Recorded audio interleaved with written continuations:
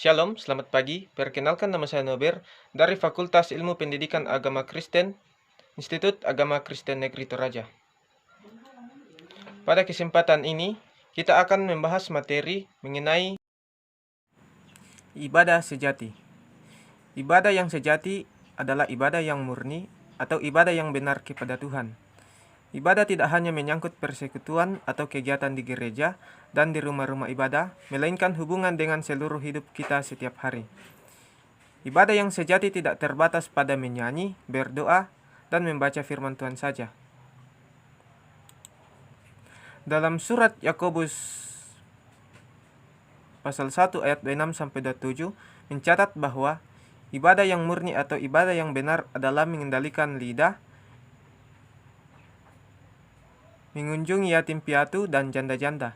Jadi ibadah itu harus tercermin dalam tingkah laku dan gaya hidup kita. Yang terutama adalah melakukan apa yang diperintahkan Tuhan.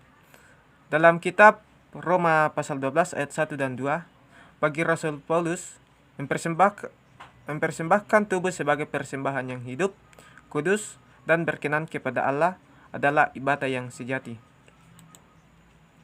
Mempersembahkan tubuh berarti memberikan, yang pertama mengabdikan semua pikiran kita, yang kedua perkataan, dan yang ketiga perbuatan atau tindakan kita sesuai dengan keinginan Tuhan.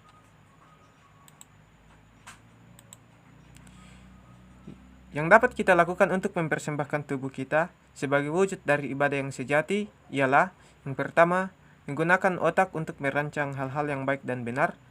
Yang kedua, mulut digunakan untuk mengatakan hal yang baik dan benar atau untuk memuji teman, bukan mengeluarkan kata-kata yang menyakiti. Yang ketiga, tangan kita gunakan untuk membantu orang tua. Kaki digunakan untuk bergegas menolong orang lain, bukan untuk menendang orang lain. Yang keempat, telinga untuk mendengarkan nasihat guru atau pembelajaran di sekolah. Tindakan nyata lainnya antara lain melayani orang yang lemah, bersahabat dengan semua orang, menolong orang miskin, berkata jujur kepada semua orang, bersikap ramah dan sopan, tidak mementingkan diri sendiri, dan menghibur teman yang sedih.